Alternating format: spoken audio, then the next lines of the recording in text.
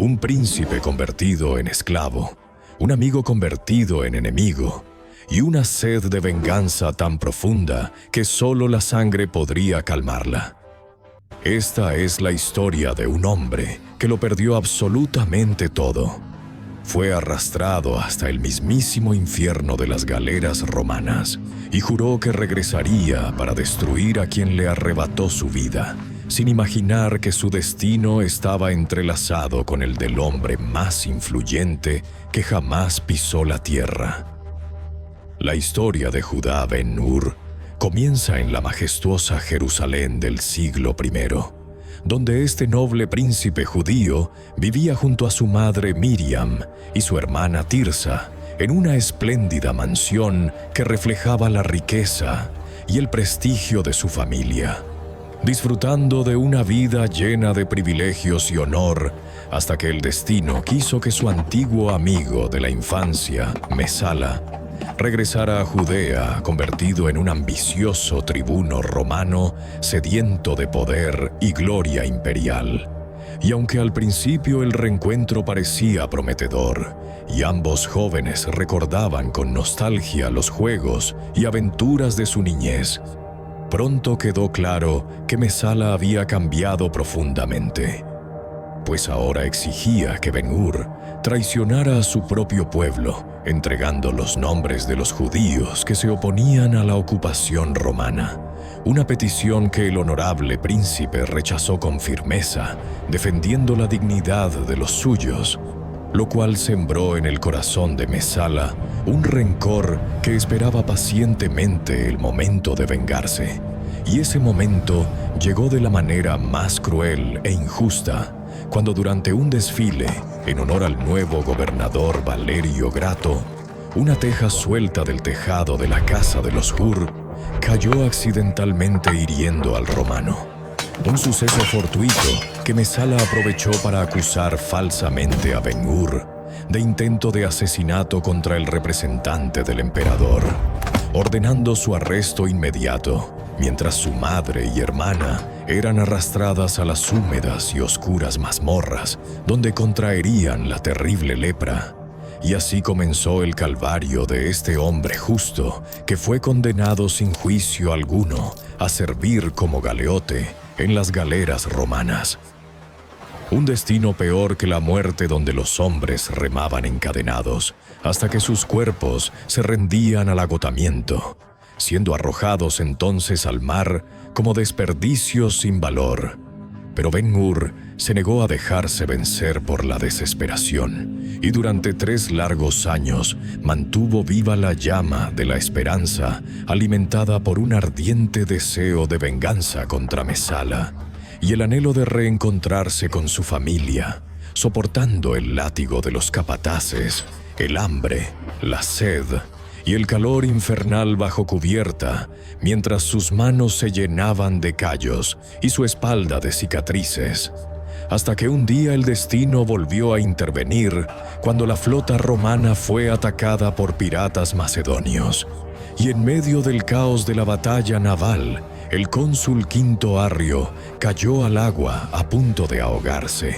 momento en que Ben-Hur,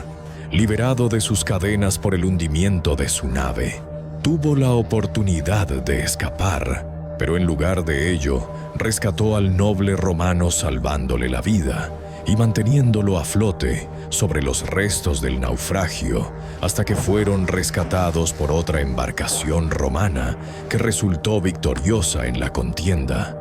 Y este acto de nobleza y valentía impresionó tanto a Arrio que decidió adoptarlo como hijo, llevándolo a Roma, donde Ben-Hur fue educado en las artes, la política y especialmente en la conducción de cuadrigas,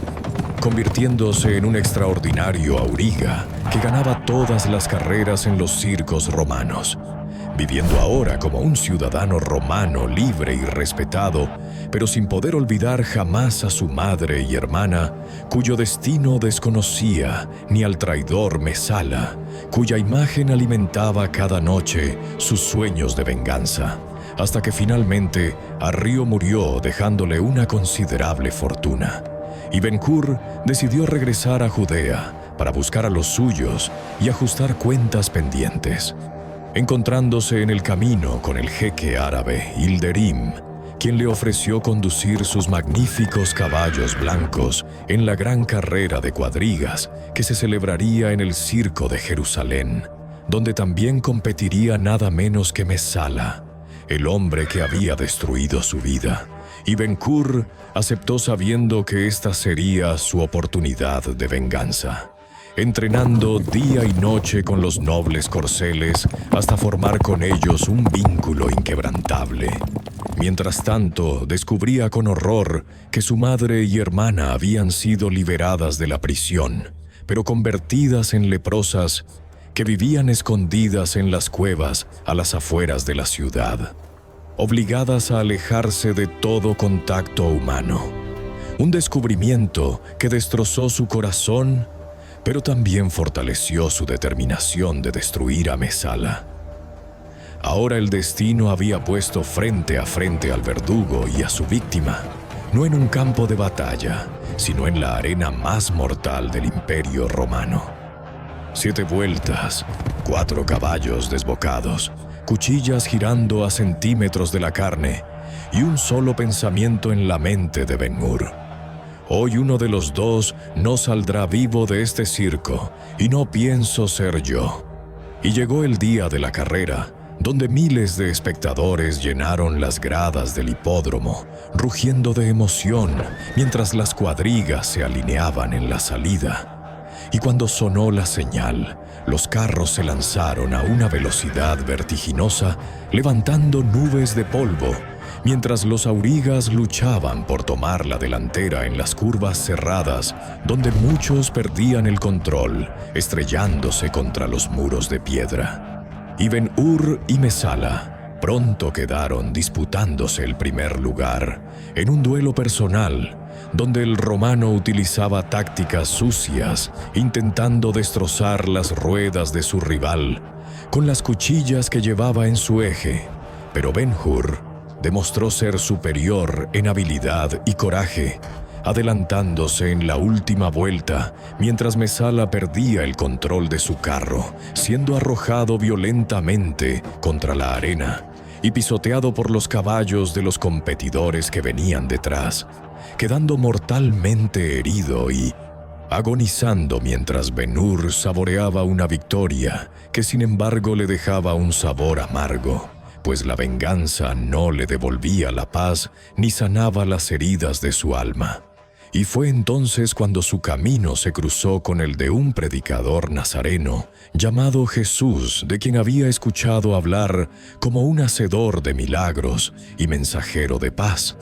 El mismo hombre que años atrás, cuando Ben-Hur era conducido encadenado hacia las galeras, le había ofrecido agua cuando ningún otro se atrevía a ayudarlo. Y ahora este Jesús era conducido hacia el Gólgota cargando una pesada cruz para ser crucificado como un criminal. Y Ben-Hur sintió una profunda conmoción al presenciar la injusticia contra aquel hombre bueno e inocente, y quiso devolverle el favor, ofreciéndole agua tal como él había hecho años atrás.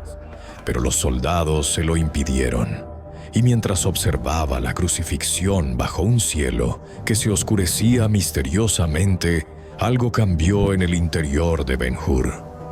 El odio que había alimentado durante tantos años comenzó a disolverse, reemplazado por una paz inexplicable. Y en ese mismo momento, su madre y hermana, que habían acudido al lugar, fueron sanadas milagrosamente de su lepra, cuando las gotas de lluvia mezcladas con la sangre del crucificado tocaron su piel enferma,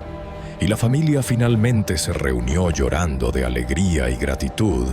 mientras Ben-Hur comprendía que había encontrado algo mucho más valioso que la venganza.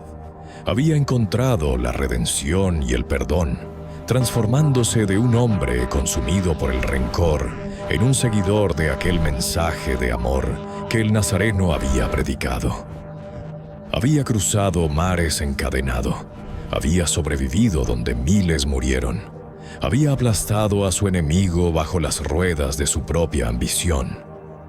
Pero nada, Absolutamente nada lo había preparado para esto. Descubrir que la verdadera victoria no estaba en destruir a Mesala, sino en soltar las cadenas invisibles que el odio había forjado en su propia alma. Cadenas que solo un hombre clavado en una cruz pudo finalmente romper. Demostrando así que incluso las almas más atormentadas pueden encontrar la paz cuando abrazan el perdón sobre la venganza y el amor sobre el odio, cerrando el círculo de una vida marcada por la tragedia, pero coronada finalmente por la esperanza y la fe en un nuevo comienzo.